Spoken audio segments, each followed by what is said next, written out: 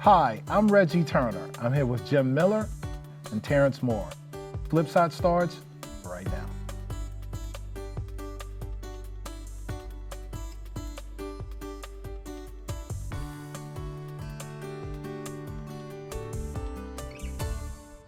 Welcome to the show. Tonight we're joined by Washington County Public Schools Superintendent, Dr. David Sovine. Dr. Sovine, welcome to the show. It's great to be here. Thanks Excellent. for the invitation. Jim, I'm going to let you jump right in. Well, one of the things that I want to get into deeply this evening is innovation. And in 1956, I think Washington County Public Schools started along a path of innovation. And frankly, from my perspective, we've never stopped, regardless of who's in your chair. Yeah. And I'm sure you're carrying that on. In 1956, Washington County launched the first closed-circuit television network in the entire country. That's just an amazing thing for back then. I was telling someone at your office a while back that I actually had the original tripod that was in that studio. So talk to me about innovation. Talk to me about what innovative things Washington County is doing today. Yeah.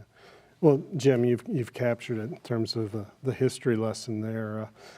Washington County has had a history of being a leader in the state of Maryland and nationally, and I've benefited from predecessors that have had a vision and have kind of led the way, and I've had the benefit of coming in and taking that strong foundation and hopefully lifting this community up to higher levels based on that historical perspective. Just a shining beacon that I inherited was the Barbara Ingram School for the Arts. Just recently recognized as one of the top 10 high schools in this state and within the top 500 nationally. A gifted education program that also provides a comprehensive experience. It is audition-based with a focus on the performing and visual arts. What's great is it's in the heart of Hagerstown, right next to the Maryland Theater. So our students get to experience just almost a scenario that's like Broadway. And that's something that I believe Betty Morgan was instrumental in leading the way for Barbara Ingram. We're excited about the successes. This has been a record-setting year for us with our new strategic plan.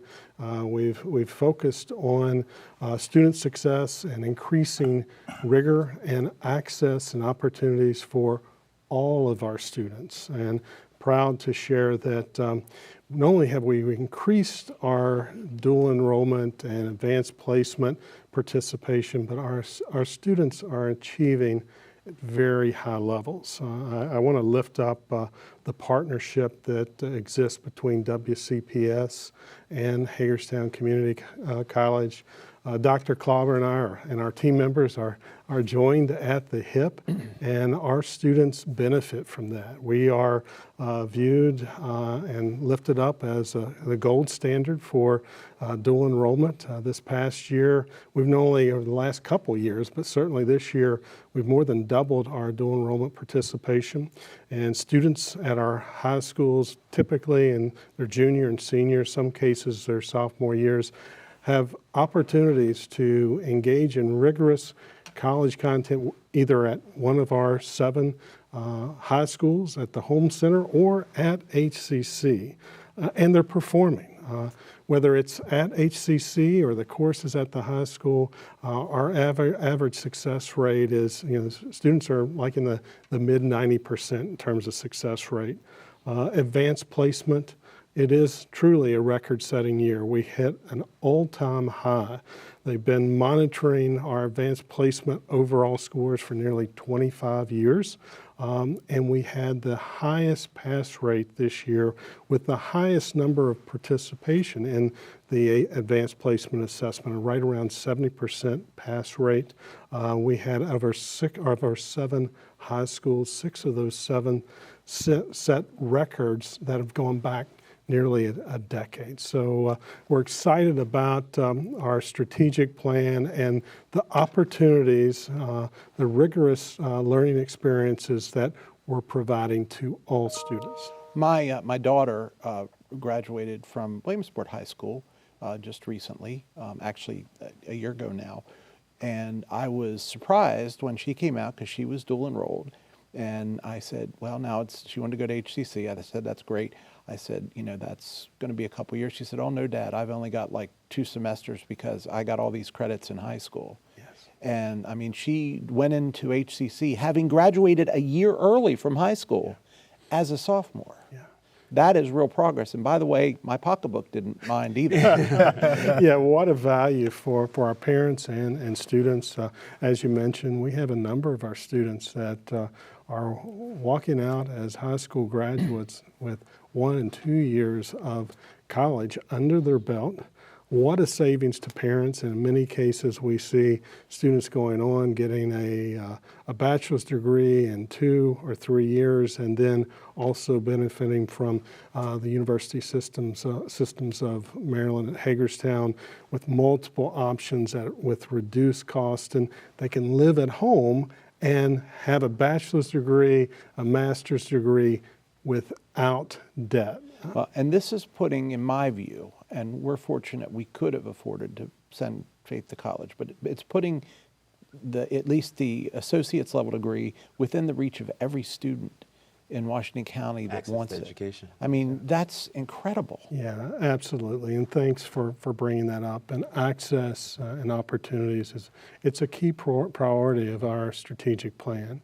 I'm proud to say, as I highlighted those dual enrollment successes and advanced placement successes, we have students that would have never thought to engage in that type of learning experience. Now, we're fortunate that we have a Board of Commissioners and a school board that supports and funds those services, because those are items that are free of cost to our students and their parents. But what a value. But providing and encouraging our students, but also when students that may have never experienced that type of rigor are also supported with wraparound support so that they can be successful, that just builds a stronger community. And I'm very proud of not only us nearly doubling our participation. I'm equally proud of the success rate of those students. As I mentioned, Absolutely. those students that are enrolled are being successful. They're passing the courses, and whether they're going on to a career or college path, they're benefiting, our local businesses are benefiting, our community is benefiting from those structures. I'm going to ask my colleagues' patience for one more question, and that is the fact that the other side of this is not everyone is ready or wanting to go to college. There are a lot of our students that want to go into the service industry and through our technical high school. Yeah. You know, whatever way you want to go. One of your predecessors told me one time, this was well before any of this or most of this was a reality, that how should we teach students? However they want to learn. Yeah. And we have the college, we have the arts, we have the technical. Can you speak to the technical piece? Yeah, the Career and Technical Education Program is another shining star of Washington County. It is one of the premier programs in the state of Maryland. The Boyd J. Michael III Technical High School offers 17 career pathways. And what most people do not understand is, in addition to the Tech Center, we also have robust career and technical education programs in each of our high schools. So it provides easy access. Our students at Tech High go in their junior and senior year with a special focus. And I just want to lift up and thank our business community. We benefit from a strong partnership with our business community, with the Chamber of Commerce, the Greater Hagerstown Committee, But from a CTE standpoint, we have a business professionals advisory council that we meet with on a quarterly basis, and they inform us in terms of what they need in terms of workforce skills. And that feedback shapes the career and course pathways and course offerings that we offer to our students. We're very proud of the rate of industry recognized credentials. We have some of the highest rates in the state. Last year we set an all-time high of 580 some students that earned the industry recognized credential. We took it a little bit higher this year to we're above 700. What does that mean to our community and our businesses? The industry recognized credential says it validates these students can perform certain skills in the workforce. So if I'm an employer, I know if the student has an assessment that's been validated in terms of industry recognized certification, I have a young employee that's going to be able to come in and deliver and provide services. Well, and it's going to put them higher up on the food chain in terms of initial salary. Yes. I work at a company where the majority of our folks don't, the technical people, I'm in the IT industry, don't have a college degree, but they have Microsoft certifications, they have Cisco certifications, they have all of this. And I mean, the salaries are just unbelievable to start. They are unbelievable, and I'm appreciative that you're providing this platform. Well, I started off talking about dual enrollment, career, and college pathways. You know, for the longest time, there was just an emphasis on four-year college degree, and I'd like to shift that because, as you said. What we have now is businesses that are willing to identify and work with students out of high school, and they will pay for them to continue their education. Now, I mentioned those dual enrollment courses. There's a significant number of our dual enrollment courses that are offered in our career and technical education course pathways. But most importantly, what I share with parents is, you know, yes, you know, college may be appropriate for some, but for many, why would you incur more debt when there are opportunities here locally and you can continue your education and your employer will pay for that? Absolutely. Absolutely. Terrence, I interrupted you. My apologies. It's time for a commercial now, Jim. Oh, it's time for a commercial now. I tell you what, Dr. Sovine, we're going to break this filibuster by Jim over here. We're going to take a break. We're going to have a talking to with him, and then we're going to allow Terrence to enter the conversation. All right. Yeah, all right. they'll probably kick me off set once the cameras stop rolling. Stay with us. We'll have more Flipside without Jim. Oh, thank you very much. Thank you very much.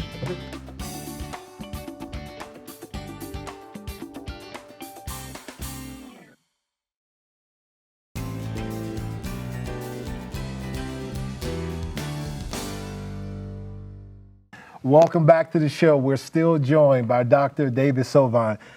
Thank you for staying with us. Thank you for being patient with our antics. Terrence, the floor is yours, sir.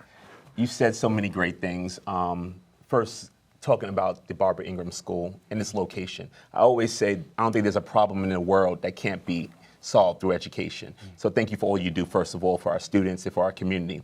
And having those Barbara Ingram students in our downtown area has solved one of the things that we're trying to do. You talk about boots on the ground, people in the streets, and it's so much energy when those kids are out of school and they're in our downtown and they're filling the area and they're at the coffee shops and they're walking down the streets and they're going, even because the school has practices after 6 in the evening, the kids are downtown. So you provide that kind of boots on the streets in our downtown that has helped as well.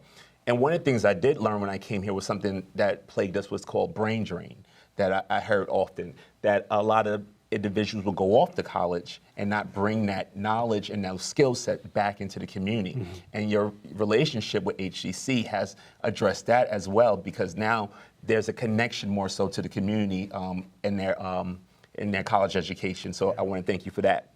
A lot of things I want to ask you about, but before that, I want to ask you about you. I know you put our students first, but let the viewers hear a little bit about your background and how you came to our community. Yeah. Well, thank you. I'm a lifelong educator. Really a kind of a traditional path. Started off as a teacher, and then I was encouraged by one of my principals, saw some leadership qualities and encouraged me to transition or pursue an advanced degree in leadership. And otherwise, I would have probably still been teaching. You know, we benefit from mentors and coaches that give us a little nudge. And so that occurred with me.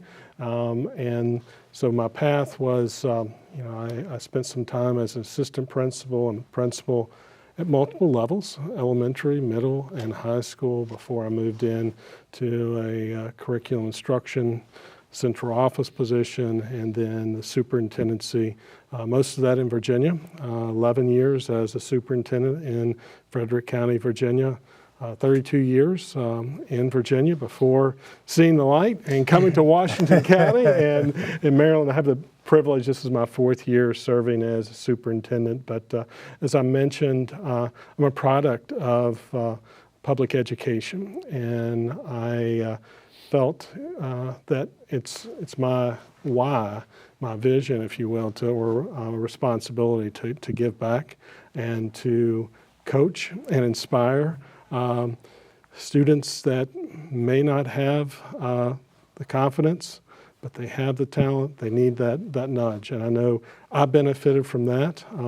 Also was fortunate that I had 2 parents that were not college educated, but they saw the value in education. They modeled for me strong work ethic. My dad was a blue-collar worker, a meat cutter. My mom stayed at home and volunteered in her church. I saw the impact that they made with others. In particular, my mother serves as my why. She gave back through a daycare at the church, volunteered her time, and impacted the lives of young children. You know, while she's 30 plus years gone, that is my inspiration, because when I go back to my hometown from Hurricane, West Virginia, right in between Charleston and Huntington, while my mother's been going for 32 years, I still have people talk about her impact. So I believe I have a responsibility as an educator to level the playing field, in particular, strong advocate for students that may not have the resources, but they have the skill and the desire. We're 2 years into implementation of the strategic plan, and while we still have much work to do, you can see that it's making a positive impact that will be transformative for this great community. I appreciate it, and I know thousands of kids have appreciated the principles instilled in you by your parents. So thank you for that as well, and thank you for sharing that. And you talked about your strategic plan. And I want you, and you kind of mentioned it as just a footnote, but it's very powerful that you worked with the entire community when you built this plan. And it wasn't done in a silo. It wasn't done behind the walls of Washington County Public School. You really integrated the entire community and gave everyone a voice. Can you share a little bit of what that process looked like? Yeah, I'm just a believer in a collaborative approach, and we've had, as I mentioned, I've benefited from really strong structures that my predecessors have put in place. There's an opportunity to take some of the strategic plans that have been in place, the blueprint, but to really engage the community in an extended period of time with purposeful strategies where we were seeking their feedback. What we created was a multiple month process where we had community forums. We had one of the best attended community forum was at South High School, and we had a full cafeteria, and our thought partners, along with our senior leadership team, worked that group through a process to identify key priorities of the community members aligned with the blueprint to frame what are those really important priorities that we want to stretch and to be even more innovative in a district that has had just an exceptional reputation. So that was the first part of it. That the other segment was having focus groups. We had business leader focus groups. We had parent focus groups. We had student focus groups. And those focus groups were more structured feedback in targeted areas. And then that feedback came back to a larger strategic planning committee. We had about nearly 50 members that was more representative. We had internal stakeholders, we had external stakeholders in terms of business leaders, we had teachers, we had parents, and they committed to multiple months coming back with our senior leadership team, as well as our thought supporters, HMH, Harcourt, HMH provided a level of support and focus, but the work was really done by our community. And as they provided feedback, our senior leadership team, which was also complemented by some elementary and secondary principals, because we wanted the principal voice in addition to those that broad strategic planning group. But we would take each session, their feedback and their work, we would, as a smaller group, frame it, make sure we captured it right, and then we would go back at the next meeting and, hey, did we get this right? Sure if not, right. What do we need to adjust? So that level of engagement and repeating that cycle and refining the plan over multiple months. And we were very public with this. We committed to, during our school board meetings, to report out periodically our progress as we were developing this plan. We also pushed it out with social media, on our website, and making sure that there was great awareness for opportunities to engage before this strategic plan was finalized. And we've committed now that this is the second year of implementation, that community transparency has remained. Last year, the first quarter, we provided an update. We did the same thing at the end of the year, a public meeting, and then we pushed it out on social media. And we recognized there were some things that we did really well. Mm-hmm. And there were some things where we noticed we weren't quite hitting the mark, and we tried to own that. And that allows us to go back with our school level teams and make this strategic planning real. I can't say enough about our community engagement, but also our school staff members, our support employees, to our teachers, to our administrators. They've taken this strategic plan and they've made it theirs. They've made sure that their school improvement plans are aligned with our district strategic plan, and we have structures in place throughout the course of the year. Our senior leadership team, including me, will go out to school level teams, working with teachers, lead teachers, and school administrations, and they'll identify and show us how they're living our strategic plan. One of the things that I need to say is one of the things that I've seen and I think it started maybe a little before your administration, but as you came on board, the transparency with the Board of Education and with the school system and what you do is, I think, significantly increased. And I think people appreciate that. I remember a couple years back, there was a meeting or something in Hancock that people had an issue with. And the next day I saw a post, I don't know where it was, maybe it was in the newspaper, said, yep, we missed that play. Stops the story. There's nothing else to talk about. Yep, we screwed up. We all screw up. Yeah. And, that's, to me, that's good for the community. It's good for the kids, though. Yeah. Because here's the thing. The kid that doesn't go to the board because he's scared he's going to screw up, those that can recognize that situation may look at it and say, wow, the big guys screw up too. Maybe it's not so bad to go to the board. No, you're right.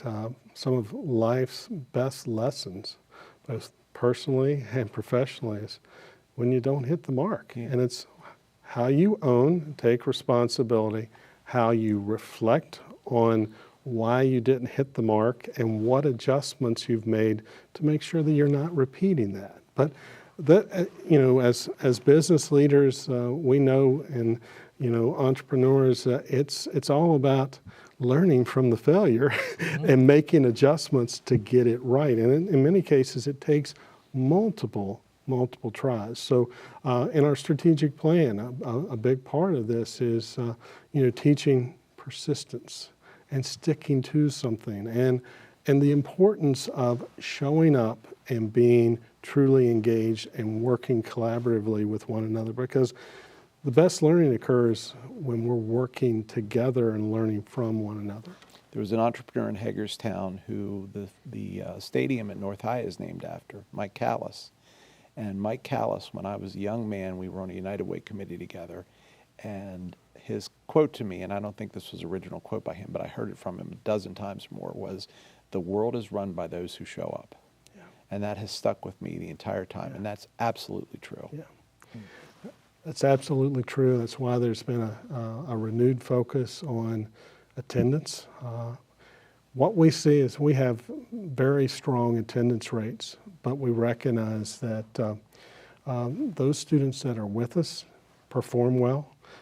But if they're on the fringe and their attendance is not so good, those results are not what we would hope for. So attendance does matter. We've revamped some of our structures to provide supports. And this new year, I'm pleased to share that our student support services team just last June re-evaluated how we can do more proactive outreach to students that are early on showing some tendencies that they're not showing up on a regular basis. How can we work with them? How can we work with not only the students, but their parents to get them in the seats? And a lot of it is also making sure that they're engaged in purposeful, meaningful, challenging learning experiences. But attendance matters, and when we have students in the seats, we have talented teachers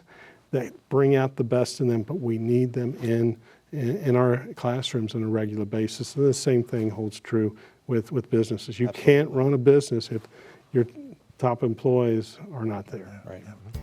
Dr. Sovine, stay with us. We're going to take another quick break, and then we're going to come back and tackle some more topics. Stay with us. We'll have more Flipside after the break.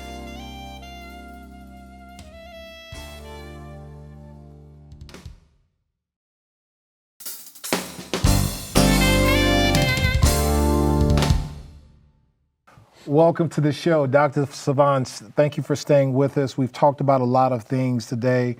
We've went back and forth in regards to some of the assets that are in Washington County that you're very proud of. We've talked a bit about your background. I just think that when people come to this community, it's always interesting to see what they saw beautiful in this community that drew them here. So for you, I know that it was a very rigorous process in regards to this process of you going through to even be selected. But what were the assets, what were the things that were beautiful about this community that made you excited about this opportunity here? Thank you for that question. What attracted me is just a strong history of innovation. We've talked a little bit about career and technical education. In my previous superintendency, we had a very robust career and technical ed service and program. And when I did my research and when I was recruited to consider Washington County, that was one of the items that stood out because, I'm a big proponent of purposeful, meaningful learning experiences. And career and technical education has been for decades. They get it in terms of hands-on, meaningful learning experiences.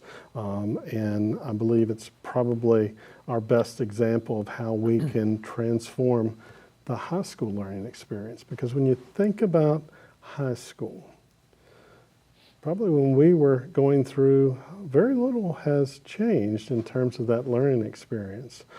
So I'm an advocate for flipping that model, and I saw potential here with the strong CTE, with the blueprint, with the focus on dual enrollment. I saw an opportunity and looked at the offerings at Hagerstown Community College. At that time, I didn't know Dr. Klauber, but I could see on the website and looking and doing the research the potential that existed with partnerships. I also looked at the chamber, the work that they were doing, Greater Hagerstown Committee. I saw that it was a community that valued education, and business leaders really wanted to partner to be a part of building a strong community of learners, and our business community wanted to really contribute to the success of the school district. So that was very attractive to me.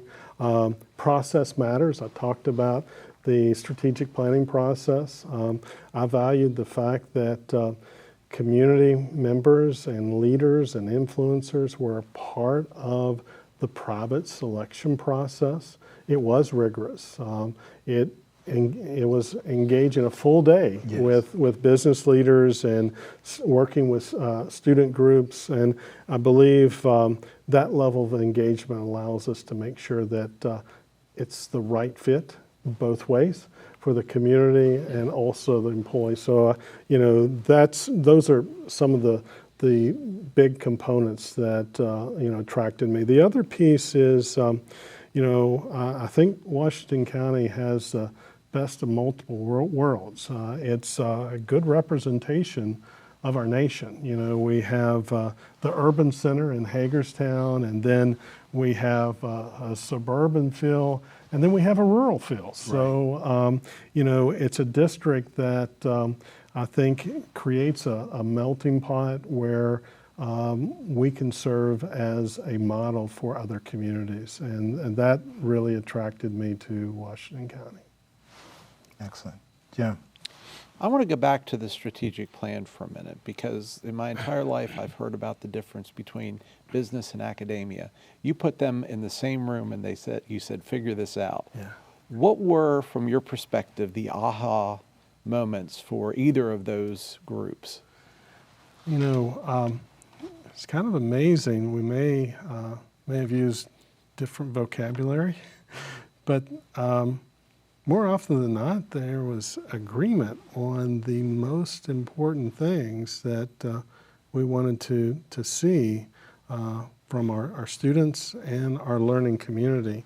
One of the things I do want to lift up is the committee really got it right in terms of our core values. And those core values are kind of the actions that bring the strategic plan to life.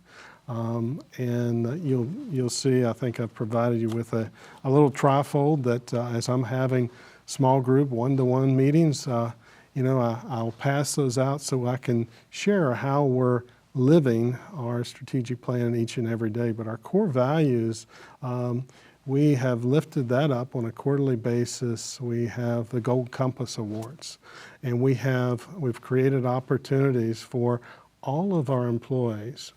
On a quarterly basis, they can nominate those that they see as living our core values. So in our employees' own words, they recommend, and we have the privilege, our cabinet, senior leadership, we have the challenge of looking through and selecting those recipients. But on a quarterly basis, we recognize 3 teachers that are nominated by their peers. We recognize 2 support employees, and then 1 administrator. The nice thing about this is we go out into the schools. It's a surprise visit in front of students with their peers, and we get to experience the magic that occurs in the classroom each and every day, and just the level of surprise, excitement. But for our team, and as a superintendent, being able to recognize and see our talented staff members living our strategic plan through their actions with their core values is just amazing. We have talked about the programs that we have in place for learners that may want to pursue college, that don't want to pursue college. We've talked about magnet programs aimed at the high performers or those that we think have the capability to be a high performer. We've talked about the middle class, I don't want to call it that, but with the middle of the road that may not have the opportunity to go to college and making that possible through the dual enrollment in the HCC. Talk to me about the programs we have in place for those that need a little help beyond what we would normally find. Yeah. Well, first, let me just say that no matter where the student is in their learning experience, I believe that each and every student deserves a challenging, rigorous learning experience. And we talk about tiered systems of support, and that's every student should have tier 1 instruction, high quality instruction that's rigorous, recognizing that as humans, we all have strengths and we have weaknesses, or areas of growth rather. If a student's area of growth is mathematics and they didn't get it the first time or they didn't get it yet, we have a responsibility to make adjustments. Maybe it's not a whole class setting, but it's they get the rigorous content and exposure to the content with everyone, but then maybe it's a smaller group support with more intention and more specific feedback to provide supports. And then for students that may need additional help, maybe it's one-on-one or even smaller groups. For some students, we do have one of the best special education programs in the state. I think that's why I think last year we had, I believe, over 200 new students that enrolled that came to us with individualized education plans. So that we see that as an opportunity to provide supports that are specific to the student, it's bound by special education law, and we believe that inclusion, or I believe that inclusion is the best way in terms of exposure to rigorous content, and then if the students need additional support, then we make adjustments either in a small group, or it could be in even a one-to-one, two-to-two, smaller support. So we're always looking for ways that we can do better. You've probably heard of Landon's project. We're working with Benito Vadalana, who was instrumental in the Maryland Theater. He has a grandson in Alabama that is autistic. That's inspired this work. And Landon's project, while there is an autism focus, it's also all-encompassing regarding special education needs, mental health needs, and it's a partnership with the school system and medical professionals to make sure that we're having supports in some really challenging circumstances where students and families aren't experiencing success, and we have a responsibility, I believe, to figure it out and to do things in an innovative way to make sure that we're balancing the playing field and allowing those students to kind of unlock their talents because they have them. Sometimes students, unfortunately, either for whatever reason, they may not always have the support at home that they need. And in my view, you can't point only to the school system in terms of making sure that our students are doing what they need to do. And how do you address those issues? There are times where the traditional setting may not be appropriate for that point in time. So we do have structures in place and programs. What was commonly known as Antietam Academy. As we've listened to feedback, we have made some adjustments to the traditional Antietam Academy. It's now the Innovative Learning Center, and it does provide support for students that have academic or behavioral needs that, for whatever reason, they were not performing well in a traditional setting. So this provides more intense support, both academically and behaviorally, in a more controlled setting. But it also goes beyond just the traditional academic and behavioral piece. And we now have are at the secondary level. Some students actually learn better virtually, and there are opportunities for highly motivated students to accelerate their work and graduate early. So we have a number of students that are high performers and that are engaging in both in-person and virtual learning at the Innovative Learning Center. So it provides a more inclusive, diverse learning experience, because what we've learned is sometimes when we have a setting where it's students that they've had the same experience, does that allow for growth? So having different perspectives there, we see value in that. We also have an evening program for students that may have fallen behind and they want to catch up, or maybe they want to accelerate. We also have a very robust summer program there to provide supports. And in some cases, our students experience so much success, they will return to the traditional high school with success. In other cases, students may improve, but they decide for themselves, hey, this is the best in learning experience for me. So I think providing choice, we have very strong traditional high school and secondary and elementary learning experiences, but it's also important that we have a magnet opportunity like we discussed with Barbara Ingram School for the Arts. And then the Innovative Learning Center provides options for students that may have experienced challenges, but in a different type of setting, they can overcome some of those obstacles, and then also working with students and making sure that we have some very talented students that are there with a purpose on academics and accelerating their learning pathway.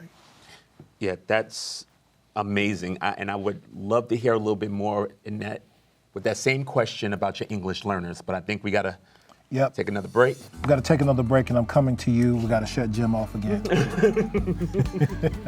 Stay with us. We'll have more Flipside after the break.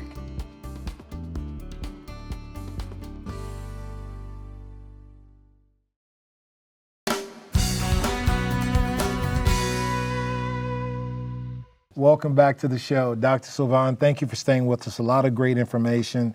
Terrence, I know you were teeing up your next question, so jump right in. I just wanted to hear more about your EL students and how you address some of their needs as well. Well, thank you. In our multilingual students, we've seen an explosion of enrollment with students that come to us with not knowing English as their first language. And fortunately, we have really talented multilingual teachers that immerse those students right into the English language. And that is the focus, and the purpose is to fully immerse those students with supports into the English language. I'm pleased to say that for multiple years going now, while we've seen a significant growth in terms of our multilingual students, most importantly, the success rate for exiting those students out of the support program into fully immersed settings is where we have one of the highest success rates in the state of Maryland in terms of school districts. Congratulations. Yes. Good work. I know there's a lot in this plan, but I'd be remiss if I didn't ask, where can everyone else find this? You simply go to our website. On the front page, you'll see Your Journey, Our Commitment. You can click on that. You'll see last year our commitment to transparency. In addition to presenting in our public board meetings, after each board meeting, we posted that public report on our website so you can see our progression. Our commitment is continuing that for the next 3 to 4 years as we continue to really grow, and live our strategic plan. Amazing. But a plan is useless if you don't execute. And I seen just a couple of weeks ago, you brought in your newest group of educators into the county during the Michael G. Callis Memorial New Educator reception, which is part of like a whole week of onboarding and a wraparound of services from the community as a whole. So the reception part is businesses signing up to learn, to support, to offer opportunities to engage and to welcome our educators into our community. And I think we had a record number of businesses that were there this year, and I think almost 200 new educators, if I'm estimating correctly. Why is that so important? And speak to us a little bit about your front line, your educators. Yeah, well, I can't say enough about our educators. They're the individuals and the professionals that make the special sauce, and they matter. There's a reason why the niche rankings has Washington County as the #1 place to teach. We have exceptional teachers, and we have structures to support them, allowing them to be creative, and in particular, our new teachers. It's an investment, and we recognize that teaching is an art. It's a challenging profession, and we commit to having structures in place through our lead teachers at each of our schools to provide wraparound supports to our newest teachers, and we have teacher mentors that commit to growing our teacher retention success rate. And we can't do that alone. You mentioned the business community, and I mentioned earlier that it's one of the reasons that I was attracted here. I saw a business community that valued and supported our educators. You mentioned that opening ceremony with our newest WCPS staff members.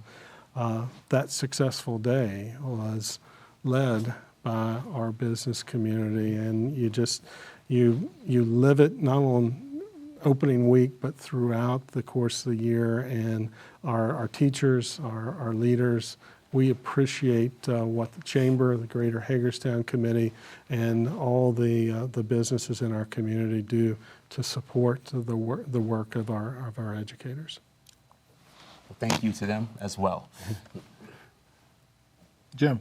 Oh, is it my turn? I was not going to say much during this session. I didn't want your jaws to get tight. Well, I appreciate that. Talk to me if one of the things that has been happening since COVID is not only do we have distance learning from the educators or from the school perspective, but we also have a lot of work from home people. I work from home and I love it, and I've done that actually since 2013. How, if at all, does that impact what you do at the school system? Well, we recognize that for some, a virtual experience may be a preferred path, but for most, the in-person learning experience works well. But what we've learned from post-COVID is providing some options. We do have hybrid courses. We do have all online options for some of our learners that learn best there. What we've learned from the online experience is to really get students to excel, there has to be some type of component of one-to-one and small group in-person support. And as you point out, Jim, that's preparing for a workforce that's working from home. Right. So it's not a shock when they go into the workforce and they have a remote opportunity as well. So it's real world preparation. Yeah, and what I've found is our teachers are pretty innovative. While the classroom instruction may be in person, there are opportunities after instructional hours where they may be engaging with students in a Google Meet, and it's virtual, and it's adding support to that classroom learning experience. So it's just allowed for more innovation in learning. And learning doesn't have to occur in the classroom. It should be occurring throughout the day and evening, and it just opens up different avenues for for education. I remember one of my kids' instructors had I think they termed office hours, which was essentially people could call in afterwards and she'd be online and ask questions or get help Yeah. on certain things, and that was very valuable. Yeah, well, a good example is a challenge we've faced this summer with Williamsport. Certainly, our preference was to open up in person, like the rest of our high schools, but recognizing with the challenge we faced there, our best opportunity was a virtual option.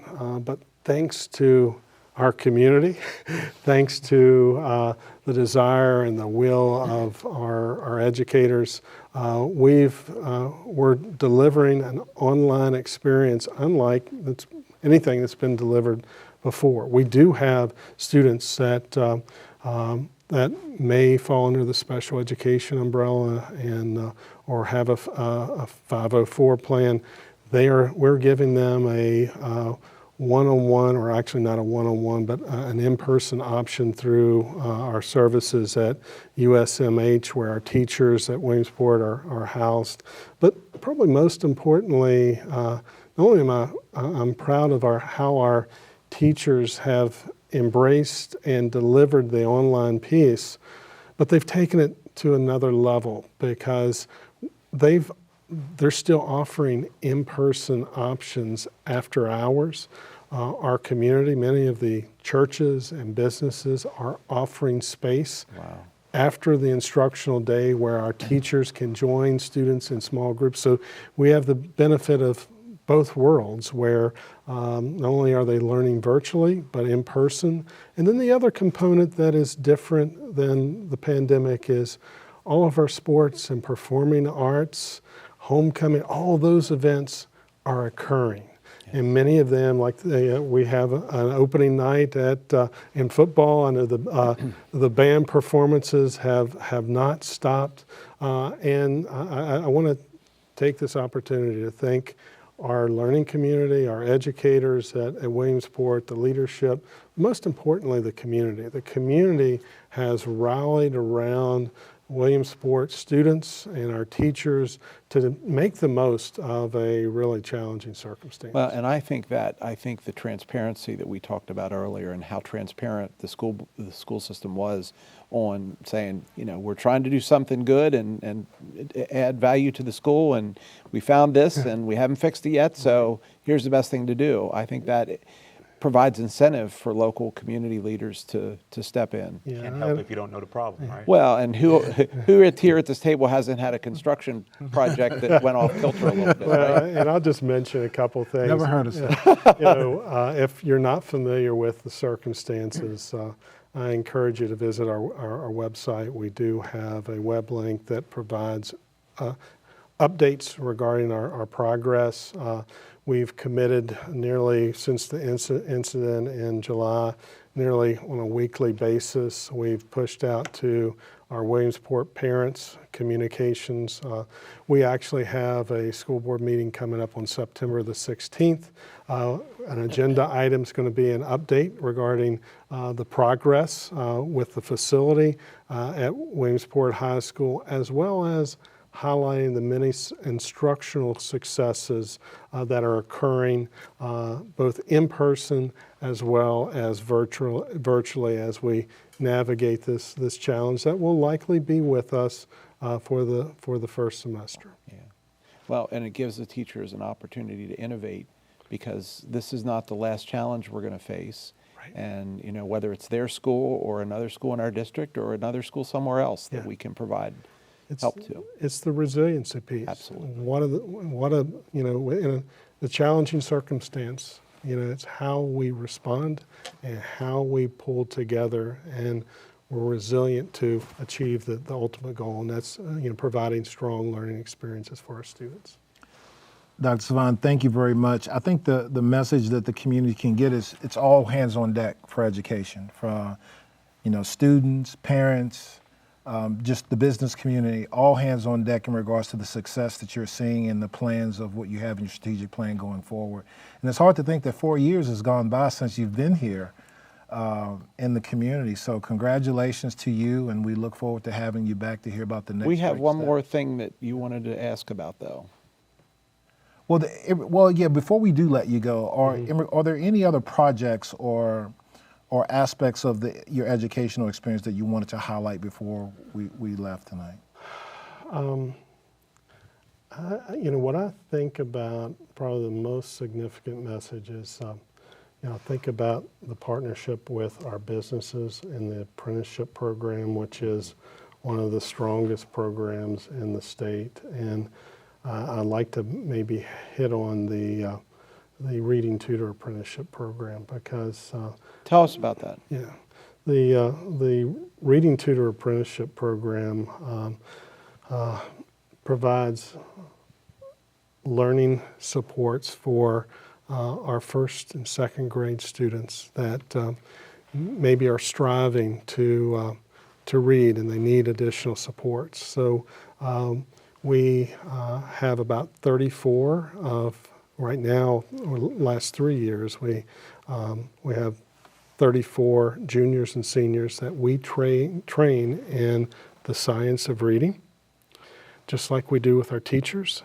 And they go into the classroom settings and they provide reading support for students that could benefit from some one-on-one trained support. And this is our 4th year in. 3 years we've seen some of our most significantly challenged readers have made tremendous gains during the course of the year. And we see it as not only supporting our youngest learners, but also we're creating a pipeline and planting seeds for our juniors and seniors to maybe consider a pathway as educators, as teachers. So it's a way that we're providing supports to our youngest learners, but also our oldest learners, opening up the concept of, hey, maybe I want to choose a career as an educator, as a teacher, paraprofessional right here in Washington County, the community that made them. Yeah. Wow, full circle. Yeah, absolutely. I will tell you that my interest in working with children as a youth, just out of high school, just out of college, came from an experience I had as a counselor at Fairview Education Center, Outdoor Education Center, which is another flagship program of Washington County that I think is rare. But that's all the time we have, Reg. That is all the time that we have for tonight. We hope that you'll like us on Facebook, follow us on X, and send us your comments to feedback@theflipsidetv.com. That is feedback@theflipsidetv.com.